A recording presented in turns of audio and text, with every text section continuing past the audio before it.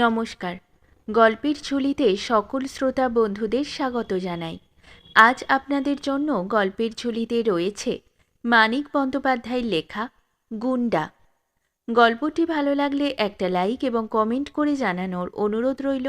আর চ্যানেলে নতুন হয়ে থাকলে আরও গল্প শোনার জন্য চ্যানেলটি সাবস্ক্রাইব করতে কিন্তু ভুলবেন না। তাহলে চলুন শুনে নেওয়া যাক আজকের গল্প।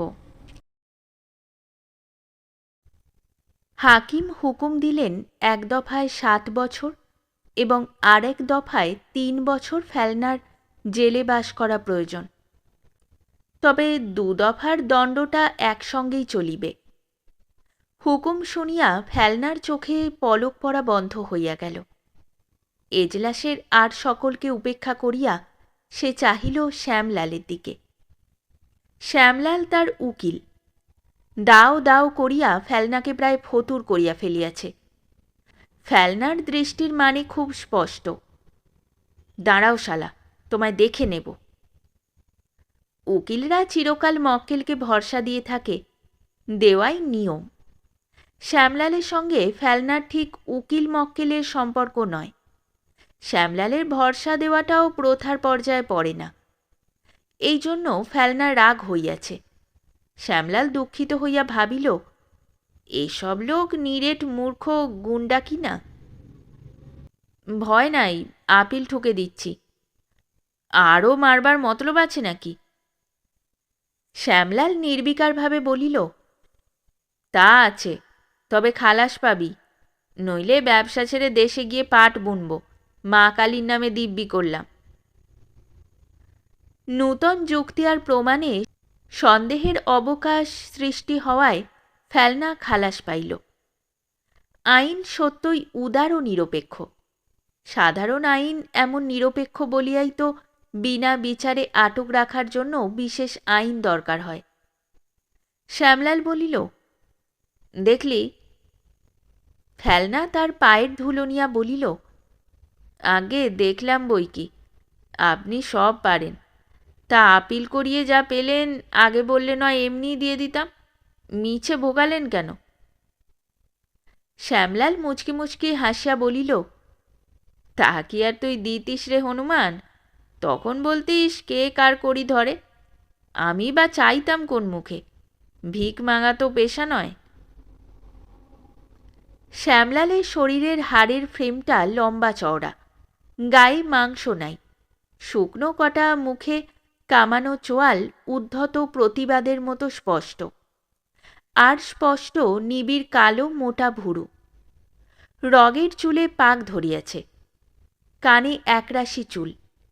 মুখের দিকে চাহিতে হইলে বেটে ফেলনাকে মুখ তুলিতে হয়। ফেলনার হাতে একটিও পয়সা নাই। শ্যামলাল তাকে 3টি টাকা দিল। উপদেশ দিল এই বলিয়া, সাবধানে থাকবি কিছুদিন, কিছু জমাবি, ধরা পড়বি 2-4-6 মাসের মধ্যে। পয়সা না দিলে কিন্তু কেস ছোঁব না, বলে রাখছি আগে থেকে। মুখের ভারী মোটা চামড়া কুচকাইয়া সাদা ধবধবে দাঁত বাহির করিয়া ফেলনা হাসে। জেল হইলে ফেলনা রাগ হইত।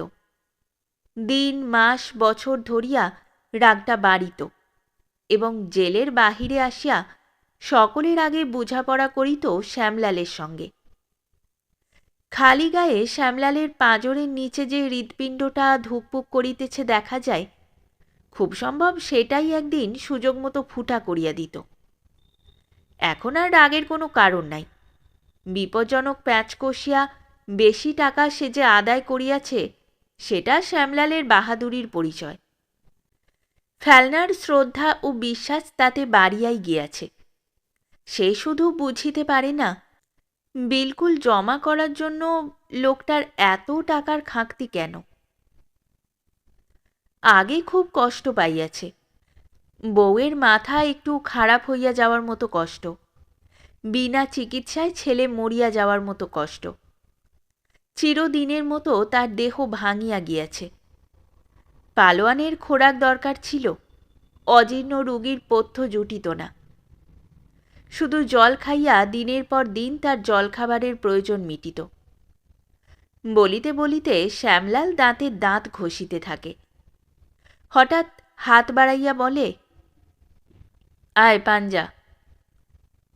ফেলনা লোহার মতো আঙুলগুলি সরু সরু আঙুলে চাপিয়া ধরিয়া বলে, গায়ের জোরের বড়াই করিস? ডাম্বেল মুগুর ভেজে শরীরটা যা করেছিলাম দেখিসনি তো? তোকে তুলে ছুঁড়ে ফেলে দিতে পারতাম তখন। এসব ফেলনা বুঝিতে পারে না অতীতের দুঃখ দুর্দশার জন্য এখন ফোঁস করা কেন। ফুটপাতে ফেলনার কত রাত কাটিয়াছে। ছো মারিয়া খাবারের দোকান হইতে খাবার তুলিয়া ছুটিয়া পলাইয়া পেট ভরার ব্যবস্থা করিতে হইয়াছে। সে তো এসব কথা ভাবিয়া কখনো মাথা গরম করে না। শ্যামলাল বলিল, রাশিকে বলিস গিয়ে, বালাটা শুধু বাঁধা রেখেছি, আংটিটা আছে, কাল পরশু পাঠিয়ে দেব। আমায় দেন না। তোকে দেবার জন্য আংটি পকেটে নিয়ে বেড়াচ্ছি না। ফেলনা সকৌতুকে হাসিল। শ্যামলালের পকেটেই হয়তো আংটি আছে, তাকেই বিশ্বাস করিয়া দিবে না। এ অবিশ্বাস অন্যায় নয়। আংটি হাতে পাইলে ঘরে গিয়ে পৌঁছনোর আগেই সে বেচিয়া দিত। তার মনের কথা এমনভাবে টের পাইয়া যায় বলিয়াই তো মানুষটাকে সে এত পছন্দ করে। আজ নিজেকে ফেলনার শ্রান্ত মনে হয়। মুক্তিলাভের আনন্দ ও উত্তেজনা কড়া পড়া মনে কখন ভোঁতা হইয়া গিয়াছে। 7 বছরের জন্য জেলে গেলেও যেন তেমন কিছু আসিয়া যাইত না। বাধা ঠেলিয়া গায়ের জোরে তার স্বাধীনভাবে বিচরণ, স্বাদগন্ধ বৈচিত্র্যহীন তার জীবন। জেলে গেলে যা কিছুর অভাব হয় সে সমস্তের দাম বড় কম তার কাছে। সন্ন্যাসী শান্তি দিয়া মায়া কাটায়, ফেলনা মায়া কাটাইয়াছে উত্তেজনায়। মমতা অনুভব করিতে সে ভুলিয়া গিয়াছে। হিংসাও তার নাই। মানুষ তাকে পশুর মতো নির্মম ও হিংস্র মনে করে। পশুর মতোই নিষ্ঠুরভাবে সে হিংসাত্মক কাজ করে। নির্মমতার উল্লাস আর হিংসার জ্বালা এতটুকু অনুভব করে না। ছোড়া দেখাইয়া পকেট খালি করা নিছক তার পেশা। ক্ষুধা মিটানো আর হইচই করা তার শুধু বাঁচিয়া থাকা। ফুটপাতে দলে দলে যারা ফেলনার পাশ কাটাইয়া চলিয়া যায়, তার জীবনের একটি দিনের দুরন্ত উপভোগ তাদের 7 দিন শয্যাশায়ী করিয়া রাখিবে। কিন্তু তাদের মধ্যে সবচেয়ে একঘেয়ে জীবন যার, ফেলনার কাছে এ ফেলনার জীবনের চেয়ে তার কাছে তার জীবন অনেক বেশি রোমাঞ্চকর। ফেলনা কখনো রোমাঞ্চ অনুভব করে না। জীবন তাকে এলানো চুলের মৃদু স্পর্শ দেয় না, নখ দিয়া আঁচড় কাটে। বড় রাস্তায় জল দেওয়ার সময় গলির মুখের কাছে খানিকটা ভিজাইয়া দিয়াছিল। রোদ আর বাতাসে বড় রাস্তার জল শুকাইয়া গিয়াছে। গলির ভিতরের অংশটুকু এখনো ভিজা। চেনা মানুষের কাছ হইতে ফেলনা প্রথম অভিনন্দন পাইল সেইখানে। কাদেরের পানবিড়ির দোকানের পাশে রোয়াকে বসিয়া 7-8 জন বিড়ি বানাইতেছিল। ফেলনাকে দেখিয়াই তারা একসঙ্গে কলরব করিয়া উঠিল। ধারের জন্য কাদেরের সঙ্গে ঝগড়া হইয়াছিল। 2 পয়সা প্যাকেটের একটি সিগারেট দিয়া কাদের তাকে খাতির করিল। নাসিম সাগ্রহে নানা কথা জিজ্ঞাসা করিতে লাগিল। কদিন আগে ফেলনা যে তার নাকটা থ্যাতলাইয়া দিয়াছিল সে যেন তাই ভুলিয়াই গিয়াছে। অপরাহ্নেই গলির মধ্যে সন্ধ্যার ছায়া নামিয়াছে মনে হয়। কোনো কোনো বাড়ির ভিতরে কলতলায় স্ত্রীলোকদের শোরগোল কানে আসে। তাড়াতাড়ি গা ধুইয়া প্রসাধন সারিয়া শহরে হাটের জীবন্ত পণ্যগুলি দুয়ারে আসিয়া দাঁড়াইবে। নিধুমালি মালাই বরফের হাঁড়ি মাথায় পথে বাহির হইল। কিষানলাল তার পানের দোকানের একপাশে বিক্রির জন্য টাটকা ফুলের মালাগুলি গুছাইয়া রাখিতেছে। পাশে দেশি মদের দোকান একে দুয়ে মানুষ ঢুকিয়া বাহির হইয়া আসিতেছে। রাত্রে এগুলি জীবন পায়। এখন হইতেই চারিদিকে তার সূচনা। প্রতি পদক্ষেপে ফেলনার বিচিত্র অভিনন্দন জুটিতে থাকে। দুয়ারে দাঁড়াইয়া কেউ উৎকট তামাশার মধ্যে আনন্দ প্রকাশ করে। ছবির ফ্রেম বাঁধিতে বাঁধিতে কেউ মুখ তুলিয়া দাবি জানায়। সম্মুখ হইতে আসিয়া কেউ গাঁজার ছাপ মারা হাতে নীরবে তার হাত চাপিয়া ধরে। তীক্ষ্ণ কণ্ঠের আহ্বানে তার মুখ ফিরাইয়া কেউ জানালার ফাঁকে হাসি ভরা মুখখানা সামনে মেলিয়া ধরে। দিগ্বিজয়ী বীর যেন জয় গৌরবে মণ্ডিত হইয়া তার রাজধানীতে ফিরিয়াছে। রাশির কাছে প্রত্যাশিত অভ্যর্থনাই পাওয়া গেল। 1 মাসের মধ্যে আমার বালা এনে দেবে বলে রাখলাম। বালা নাকি দিতে চাসনি শুনলাম? চাইনি তো, কেন দেব? 7 বছর শ্বশুর ঘর গেলে কে আমায় পুষত শুনি? আমি বলে তবু দিয়েছি। ফেলনাও তাই ভাবিতেছিল। তার জগতে এ একটা অতি খাপছাড়া অনিয়ম। রাশির এ কাজের কোনো মানে হয় না। প্রথমে সে বালা দিতে চায় নাই, তাই ছিল স্বাভাবিক। অনিশ্চিত ভবিষ্যৎকে যার মৃত্যুর চেয়ে বেশি ভয় করিতে হয়, নিজের যতটুকু আছে তাকে তাই প্রাণপণে আঁকড়াইয়া ধরিয়া রাখিতে হয়। স্বার্থ বিলাসিতা তার জন্য নয়। একটি কাঁসার বাসনের জন্য তার কত মমতা, একজোড়া বাংলা আংটি সে ফেলনার জন্য কি করিয়া দিল। মোটা কাঁচের গ্লাসে রাশি চা আনিয়া দেয়। এনামেল চটা লোহার বাটিতে দেয় মুখরোচক পেঁয়াজ বড়া। কথা সে বেশি বলে না, টুকিটাকি কাজ করিয়া বেড়ায়। কার সাধ্য অনুমান করিবে সে খুশি হইয়াছে। শ্যামলাল ভরসা দিয়াছিল, তবু কি ভয়ে ভয়ে যে তার কটা দিন কাটিয়াছে। ফেলনা তো গিয়াছে, বালার আংটিও বুঝি তার গেল। এখন ফেলনা ফিরিয়া আসিয়াছে, গয়না বাঁধা রাখিয়া তাকে বাঁচানোর জন্য কৃতজ্ঞতা বোধ করিতেছে। এবার তার সঙ্গে ভালো ব্যবহার করিবে। বালা আর আংটি তো অল্প দিনের মধ্যে ফিরাইয়া আনিবেই। আর কিছু কি দিবে না সে তাকে, তার এত বড় স্বার্থত্যাগের কোনো পুরস্কার? পিঁড়িটা রাশি মাটির দেওয়ালে ঠেসান দিয়া রাখে। ছেঁড়া কাপড়খানা কুচাইয়া ফেলে, গামছাটি মেলিয়া দেয়। বাতি সাপ করিতে বসিয়া বলে, কেরোসিন আনতে হবে 2 পয়সার। গলির ওপারে তারাপদর কারখানায় জোরালো বৈদ্যুতিক বাতি জ্বালিয়া কাঠের মিস্ত্রিরা কাজ করে। 2টি জানালা দিয়া রাশির ঘরে আলো আসিয়া পড়ে। বাতি না জ্বালিয়া সেই আলোতেই কদিন রাশির চলিয়া গিয়াছে। বাড়ির অন্য ভাড়াটেরা একে একে ফেলনার খবর নিয়া যায়। সকলেই তাকে ভয় করে। পুলিশকে হার মানাইয়া জেলের দুয়ার হইতে ফিরিয়া আসায় ভয়টা সকলের বাড়িয়া গিয়াছে। বাড়িওয়ালা ভূষণ ধনুকের মতো বাঁকা পিঠের ডগায় বসানো নরবরে মাথাটি নিয়ে খানিক্ষণ বসিয়া যায়। ফোকলা মুখের অজস্র অর্ধোচ্চারিত শব্দে অতীত অভিজ্ঞতার গল্প বলে। জীবনে সবসুদ্ধ 17 বছর সে জেলে কাটাইয়াছে। অভিজ্ঞতার পুঁজি তার কম নয়। কিন্তু ফেলনার শুনিতে ভালো লাগে না, বড় একঘেয়ে মনে হয়। তার জীবনে যেমন একই ঘটনা বারবার ঘটিয়া আসিতেছে, ভূষণও যেন তেমনি বারবার ঘুরাইয়া ফিরাইয়া বলিতেছে একই গল্প। অন্ধকার, চকচকে ছোড়া, মদ, মেয়ে মানুষ, পুলিশ আর জেল, এই শুধু ভূষণের কাহিনীর উপকরণ। শ্রান্তি যেন বাড়িয়া চলিতেছে ফেলনার। কেমন একটা অস্বস্তিকর অবসন্নতায় গভীর আলস্য জাগিতেছে। ভূষণ চলিয়া গেলে সে চিত হইয়া শুইয়া পড়িল। মস্ত হাই তুলিয়া বলিল, আর একটু চা বানা দিকি রাশি। রাশি আশ্চর্য হইয়া গেল। চা? এখন চা খাবে? তাই দে, কেমন ধারা লাগছে যেন, মাল রুজবে না। লণ্ঠনের লালচে আলোয় জানলা দিয়া সাদা আলো আসিয়া পড়িয়াছে। চোখ দুটা যেন একটু জ্বালা করিতেছে মনে হয়।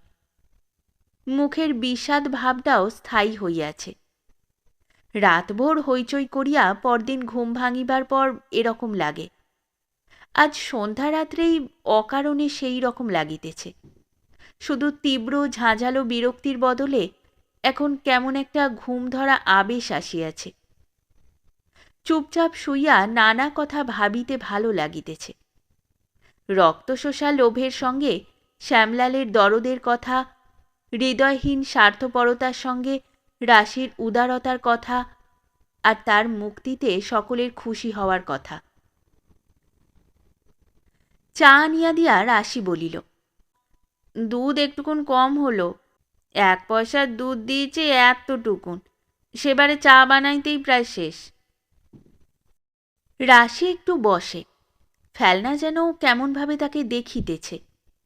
সাদা চোখে এমনভাবে তাকায় কেন? চোখ কিন্তু ফেলনার একটু লাল মনে হইতেছে। ব্যাপারটা রাশি ঠিক বুঝিয়া উঠিতে পারে না। অনেক দিন আগে সাদা চোখেই যখন তখন ফেলনা এমনইভাবে তার দিকে তাকাইয়া থাকিত। শরীরে কেমন একটা শিহরণ বহিয়া গিয়া আপনা হইতে মুখে হাসি ফুটিয়া উঠিত।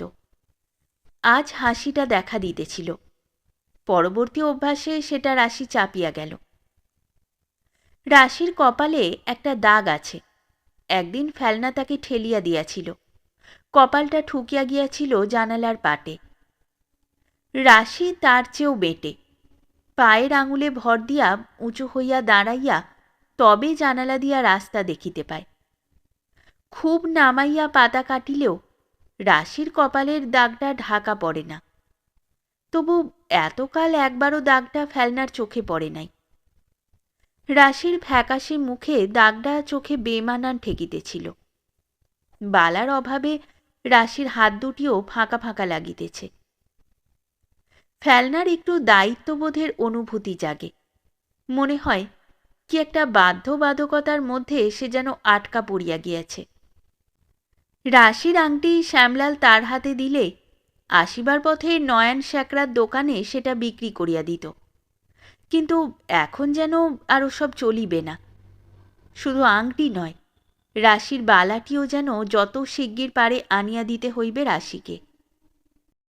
রাশি সন্দিগ্ধভাবে বলিল, ব্যাপার কি বলো দেখিন তোমার? আসবার সময় সেটা চালিয়ে শুনি তো, সেই সাদা গুঁড়ো। দুধ, আমার ওসব নেই। ওদিকে ঘেঁষোনি, সাবধান, 2 দিনে কাবু করে ফেলবে। মানুষটি থাকবে না আর। নিজের ছায়া দেখে ডর লাগবে। কি ছিল পরশাব, কি হয়েছে দেখেছ তো তা নিজে। ফেলনা তার মতির মতো সুন্দর দাঁত বাহির করিয়া হাসিল। একটা কিছু দে দেখি রাশি, গায়ে জড়াই, শীত শীত লাগছে। রাত প্রায় 9টার সময় রাশির ঘরে একজন আগন্তুকের আবির্ভাব ঘটিল। তার নাম মবুব। লম্বা চওড়া জবরদস্ত চেহারা। পাতলা ফুলকাটা পাঞ্জাবির নিচে গোলাপি গেঞ্জি দেখা যায়। মোটা কবজির কাছে পাঞ্জাবির হাতা টাইট করিয়া বোতাম লাগানো। মুখখানা গোল। ভাঁজ পড়ার উপক্রম করার মতো 2টি গালের গড়নের জন্য মুখ দেখিলে ভয় করে। কাদের খবর দিলে? চটপট আগে খবর না দিয়ে ব্যাটা খচ্চর আছে কি না, এতনা দেরিতে গিয়ে খবর জানালে। জানতে পেরে ছুটে এলাম। ফেলনার উঠিয়া বসিতে কষ্ট হইতেছিল। চোখ দুটা আরও বেশি জ্বালা করিতেছে। মবুবকে চৌকির একপাশে বসিতে দিয়া জোরে একবার সে মাথাটা ঝাঁকি দিয়া নিল। রাশি নীরবে ঘরের দরজায় চৌকাঠ ঘেঁষিয়া বসিয়া পড়িল। হঠাৎ কেউ আসিয়া পড়িয়া কিছু শুনিতে না পায় মবুব বলিল, একটা দাও আছে, মস্ত দাও। ঝুঁকি একদম কিছু নেই। আমি, ওসমান আর শিউসিং শলা করছিলাম। শুনিতে শুনিতে ফেলনার চোখ জল জল করিতে থাকে। শীত করিয়া তার যে জ্বর আসিতেছে, জীব বিস্বাদ লাগিতেছে, চোখ জ্বালা করিতেছে, মাথা ঘুরিয়া ঘুরিয়া উঠিতেছে, সব যেন সে ভুলিয়া গিয়াছে। সমস্ত বিবরণ শুনিয়া সে কিন্তু ঝিমাইয়া গেল। আজ রাত্রেই যদি কাজটা শেষ করিতে হয়, তার পক্ষে যোগ দেওয়া কি সম্ভব? কেবল শরীর খারাপ বলিয়া নয়, এসব বড় কাজে ঝুঁকি বেশি। নিজে চারিদিক দেখিয়া শুনিয়া বিবেচনা না করিয়া এসব ব্যাপারে সে হাত দেয় না। তাছাড়া তার আস্তানার বড় কাছাকাছি হইয়া যাইতেছে। সে একটা মস্ত বিপদ। পুলিশ প্রথমেই তাকে সন্দেহ করিবে। ফেলনা রাশির দিকে তাকায়। রাশি মাথা নাড়ে। মবব অনেক তোষামোদ করিল, অনেক লোভ দেখাইল, তারপর রাগ করিয়া চলিয়া গেল। রক্তবর্ণ চোখ মেলিয়া রাশির দিকে চাহিয়া ফেলনা বলিল, বড় দাও ছিল রাশি, তোর বালাটা আনা যেত। বালা পরে আনা যাবে। কাছে আসিয়া ফেলনার কপালে হাত দিয়া রাশি চমকাইয়া গেল। এই জ্বর নিয়ে দাও মারতে যাবে? মাথা ঘুরে পড়ে যাবে না রাস্তায়? প্রায় রাত 11টায় মবুব, ওসমান আর শিউ সিং তিনজনেই আরেকবার ফেলনাকে বুঝাইয়া রাজি করিতে আসিল। কিন্তু ফেলনার জ্বর আরও বাড়িয়া গিয়াছে, তাকে রাজি করানোর প্রশ্নই ওঠে না। অপ্রস্তুত হইয়া তিনজনে খানিকক্ষণ দাঁড়াইয়া আফসোস জানাইয়া চলিয়া গেল। ফেলনা বিড়বিড় করিয়া বলিল, গেলে হতো রাশি, মস্ত দাও ছিল, বালাটা আনা যেত। কপালে জলপটি দিয়া বাতাস করিতে করিতে রাশি বলিল, চুপটি করে ঘুমাও বলছি, মরতে বসেছে দাও মারবার শখ। শেষ রাত্রে প্রায় তখন ভোর হইয়া আসিয়াছে। পুলিশ আসিয়া ফেলনাকে টানিয়া তুলিল। জ্বর একটু কমায় সারা রাত ছটপট করিয়া সে তখন শান্ত হইয়া ঘুমাইতেছিল। রাশি কাতরভাবে বলিতে লাগিল, দেখছ না জ্বর, ঘর ছেড়ে রাতে একটিবার বাইরে যায়নি, সুদাও বাড়ির 5টা লোককে সত্যি কি মিথ্যে। কাছাকাছি একটা খুন জখমের ব্যাপার হইয়া গিয়াছে। যারা ধরা পড়িয়াছে তাদের অনেকবার ফেলনার কাছে যাতায়াত করিতে দেখা গিয়াছে। ফেলনার নামজাদা গুন্ডা, তাকে কি এত সহজে রেহাই দেওয়া যায়? যাওয়ার সময় ফেলনা বলিয়া গেল, শ্যামলাল বাবুকে একটা খবর দে রাশি।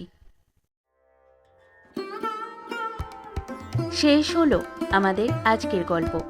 গল্প পাঠে এবং বিভিন্ন চরিত্রে আমি তৃষিতা। গল্পটি ভালো লাগলে লাইক এবং শেয়ার করে দেবেন, আর চ্যানেলে নতুন হয়ে থাকলে আরও গল্প শোনার জন্য চ্যানেলটি সাবস্ক্রাইব করতে কিন্তু ভুলবেন না। খুব তাড়াতাড়ি নতুন একটি গল্প নিয়ে ফিরে আসব। সকলে ভালো থাকুন, শুনতে থাকুন গল্পের ঝুলি।